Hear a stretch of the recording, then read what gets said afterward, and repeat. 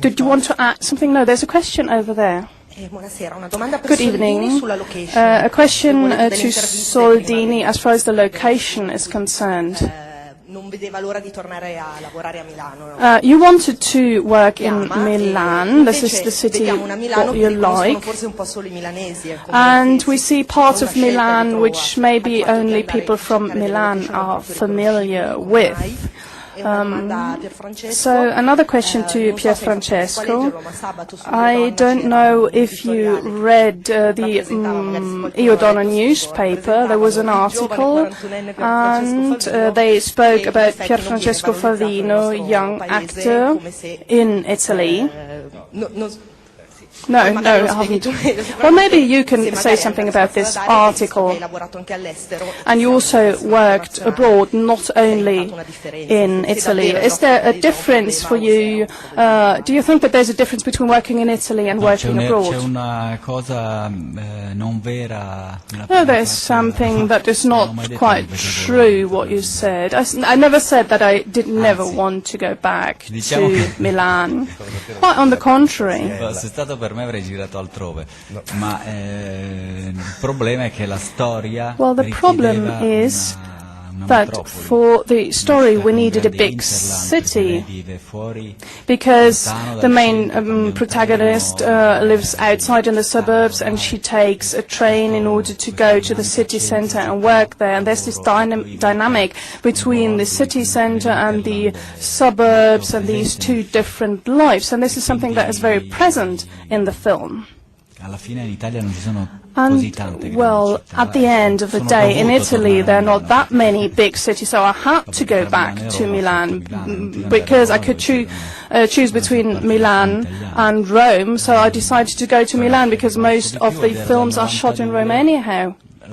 But I was there in 1902, for example, and it was quite a long time that I had not been working in Milan, so I thought it was a good idea to go back to shoot this movie in Milan. And I had a different perspective compared to the past when I did other films. My first film, for example, I did short films as well in Milan. And I've tried to understand how the city had changed. So it was a different perspective, a perspective of inquiry in order to understand Milan's development. Well, as far as this article is concerned, well, I was very pleased about this article. I don't know who wrote it, I don't know that person. But I think I was just an example. I'm 40 years old, by the way, not as stated in the article. I think I was used as an example in order to talk about another important topic of Italy. And maybe it was also about Fallaci. And I think that was an important topic as well, something that I wanted to write. And on the other hand,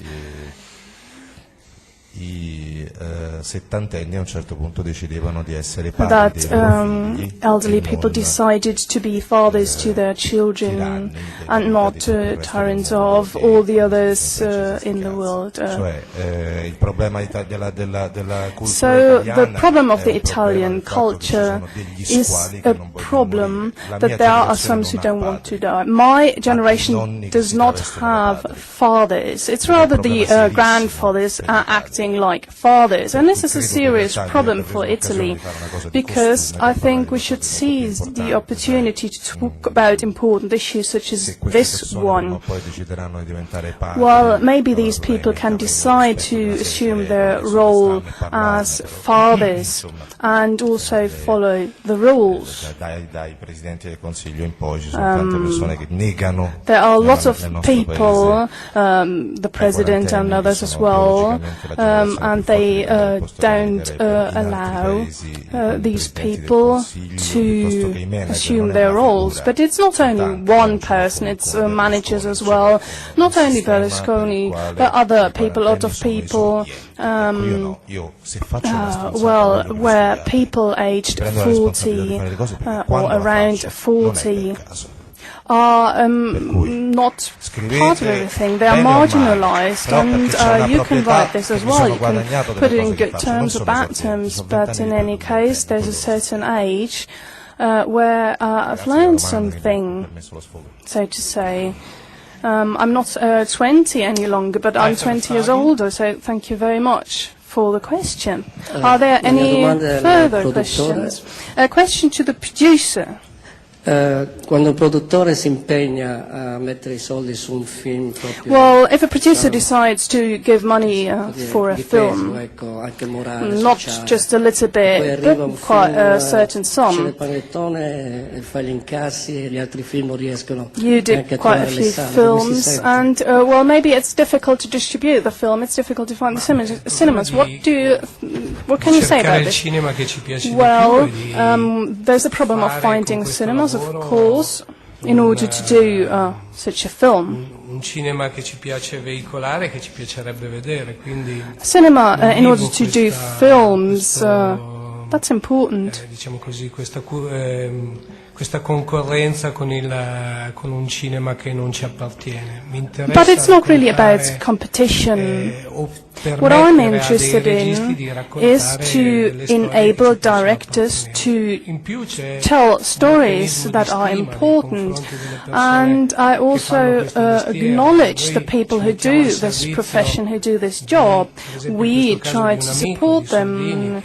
Soldini, for example, is a friend of mine, and we've worked together for quite a long time. We've done 4 films together, and to us it's a nice thing to consider that we are not only the organizers, but we can also take part in the creative part a little bit. So it's a huge project, and I think this is kind of a starting point. It is like a crew, and we're all together in order to realize such a film, if you're able to do that, because obviously you need to have the capacities so as to do that. It's not only about actors, it's also about stories, directors, and I think the function of a certain type of Italian and European cinema is to feel good and to be able to compete with the other films. A question to Soldini, first of all. I would like to know about your design decisions. You cut the film from time to time with a black screen. Is that something that you decided whilst doing the editing, or is that to be found in the script already? And the question to Angelo. You mentioned the natural reactions of the other 2 partners. Is that in the script already, or is that something that you didn't know when writing the script? Was it rather the reaction of the actors? No, I neri sono venuto fuori in fase di montaggio. No, as far as these black cuts are concerned, we did that while editing with Carlotta Cristiani. And at a certain point in time, we thought that it was a good thing to have some seconds of a suspense before continuing with the actual film. So we wanted to have kind of a break or a cut in the middle of the film. And this is why we had these black screens. So this is something we did whilst editing the film.